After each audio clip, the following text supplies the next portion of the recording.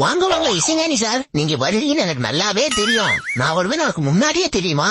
ஆமா, உங்களோட 3 பாட்டு ஒத்தரு வயின் தாரேன், உனப்பத்தரும் தாரேன், இளமை இதோ இதோ, ஏன் ஜோடி மஞ்ச குருவி, இப்படி 3 பாட்டை யூஸ் பண்ணிருக்கேன். பட்டி கட்டி செம ஹிட் ஆயிடுச்சுல.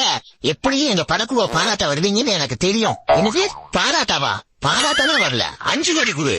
என்ன சார் 5 கோடி இருக்கு சார்? ஆமா, என் பாட்ட நான் கஷ்டப்பட்டு போடுவேன், அப்படியே பரமாவா ஈஸியா எடுத்து போட்டு நீ ஹிட் பண்ணிடுவேன் உன் பாட்ட. ஆனா நான் காசு கேட்டா நீ கொடுக்க மாட்டேன் சார். என்ன சார் இது? உங்க பாட்ட பட்டி கட்டியெல்லாம் உங்க படம் உங்களுக்கு தானே சார் பெருமை. இந்த பெருமை மயிரெல்லாம் எனக்கு வேண்டாம், எனக்கு காசு தான் வேணும். சரி சார், இந்த பாட்டெல்லாம் நானே படத்தோட ட்ரெய்லர்லயே வச்சிருந்தேன். நீங்க அப்ப வசூல் பண்ணாம ஏன் இப்போ வரீங்க? அப்ப படம் ஓடுமோ என்னமோ எனக்கு டவுட் இருந்தது. இப்பதான் படம் ஓடி நல்லா வசூல் வருதுல, அதுல இருந்து காசு கொடு.